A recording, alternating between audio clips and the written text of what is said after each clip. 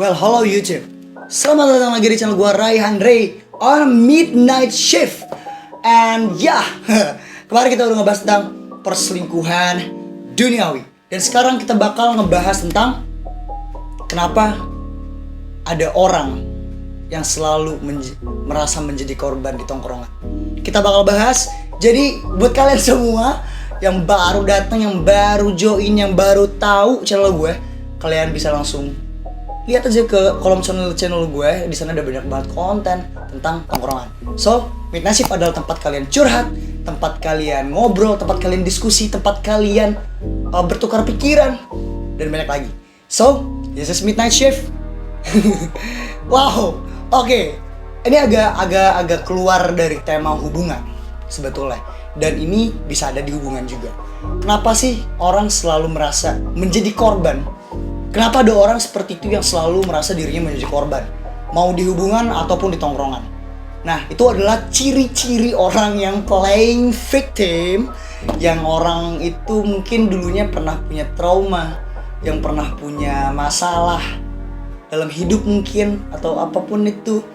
Ya kan? Kalau di hubungan mungkin kayak dia berbuat salah tapi menjadikan dirinya korban. Gitu kan? So, kita bakal bahas yang mana nih? Tongkrongan atau yang hubungan? Kayaknya gue bakal bahas tentang yang di hubungan dulu.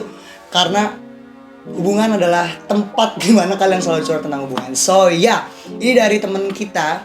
Ya, ada yang bilang, "Bang, ayo dong angkat. Kenapa sih ada orang yang selalu merasa diri menjadi korban?" Oke, kita bakal bahas dan angkat ini tentang di hubungan. Ya, di hubungan tuh selalu ada tuh kayak antara cowoknya atau ceweknya merasa dirinya menjadi korban, yang padahal dialah pelaku utamanya, ya kan? Dan mereka bermain victim, mereka bermain yang luar biasa. Nah, dan dia bilang ke gue di komentar itu bilang gini, tips and triknya apa bang untuk orang-orang yang kayak gitu? Oke, kalau untuk di hubungan mungkin kita bisa ikutin arah dan jalur dia mau kemana, ya kan? Dia udah main playing victim nih. Kok dia merasa menjadi korban ya? Kok gue yang kayak bersalah banget ya? Kayak gitu kan? Nah, kalau lu udah tahu itu adalah salah satu playing victimnya dia atau cara mainnya dia untuk menjadi korban di satu hubungan, lu ikutin alurnya. Kenapa pasangan lu seperti ini? Ya, mungkin ini bisa masuk ke dalam tema atau yang kemarin yang perselingkuhan duniawi, ya kan? Karena dirinya merasa bersalah karena mungkin nyelingkuhin, jadi akhirnya dia merasa dirinya menjadi korban. Akhirnya si lawannya ini jadi merasa bersalah banget sama dia. Ada hal-hal kayak gitu juga kan di hubungan. Kalau di tongkrongan mungkin lo bisa ketemu sama orang-orang yang selalu menjadi korban di tongkrongan nih. Itu biasanya kalau tips dari gue, trik dari gue adalah agak dibatesin untuk orang-orang yang gitu.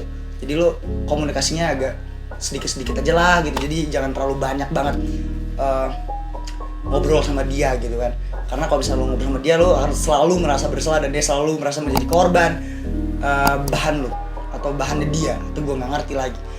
Nah, itu yang buat di sosial sih.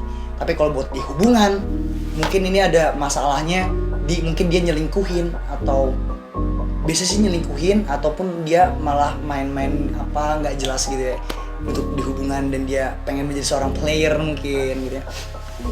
Gitu sih. Jadi untuk orang-orang yang selalu merasa menjadi korban dan lawannya menjadi merasa bersalah terhadap dia kayak gue, menurut gue tips dari gue adalah ikutin alurnya kalau di hubungan. Jadi lo tahu reasonnya dia apa, arahnya mau kemana, dan bikin dia jadi keselak sama omongannya sendiri gitu kan, keselak sama tingkah dan perbuatannya dia juga. Tapi kalau untuk yang di tongkrongan, lo bisa itu tadi ngurang-ngurangin ngobrol sama dia, ataupun dia udah main playing victim, dia merasa menjadi korban dari teman tongkrongan lu, dan termasuk lu misalkan, atau lu yang menjadi main objeknya dia untuk orang yang bersalah gitu. Lu bisa menjadi salah satu orang yang bersalah juga, lu balikin lagi, bisa kan kalau di tongkrongan gitu kan. Jadi sama-sama main playing victim, sama-sama merasa menjadi korban, sampai akhirnya ada konflik, tapi jangan sampai berantem juga ya. Bahaya juga.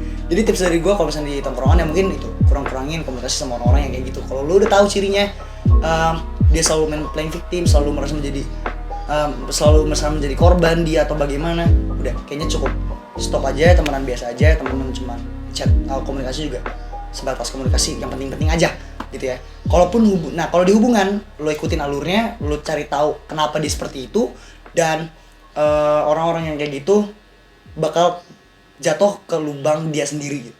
Jadi nggak akan lama kalau misalkan lo tahu caranya dan lo tahu cara nge-treatmentnya. Jadi ya menurut gua yang paling enak tuh ya gitu.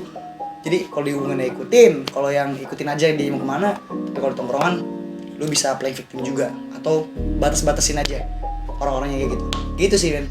Kalau untuk kenapa orang selalu merasa menjadi menjadi korban gitu ya, dan lawannya menjadi bersalah atau bagaimana, gue gak ngerti. Pokoknya kayak gitu, gue paham sebenarnya konsepnya, makanya gue bikin ini gitu. Dan orang-orang yang selalu playing victim itu adalah orang-orang yang punya masa lalu yang suram mungkin, masa lalu yang buruk mungkin, atau trauma mungkin, atau apapun itu. Jadi dia punya apa ya, perasaan-perasaan yang lamanya dia itu dikeluarin di situ juga gitu. Jadi selalu menjadi korban, selalu menjadi people pleaser mungkin ya. Salah nggak sih? Kalau gue salah, korek gue di bawah, komentar di bawah. Dan kayaknya kayak gitu aja kalau untuk ngebahas tentang kenapa ada orang yang selalu ingin menjadi korban atau selalu merasa menjadi korban. Tips and triknya apa tadi kayaknya udah gue jelasin. So thank you yang udah nanya, thank you juga udah diskusi bareng sama gue. So thank you buat lu yang udah ngasih ide konten ini guys. Dan thank you banget buat kalian semua yang baru join. Jangan lupa untuk klik tombol subscribe, share-nya, like-nya. Jangan lupa juga untuk nikmati video yang lainnya ada di sini. Nah, buat kalian semua yang baru join, tadi gue bilang langsung aja ke tab community Rayhan Ray. Di sana ada banyak sekali teman-teman yang curhat, dan kalian bisa curhat kalau kalian punya cerita yang menarik atau bisa menjadi sesuatu manfaat buat teman-teman di luar sana, dan kalian bisa berdiskusi. Why not?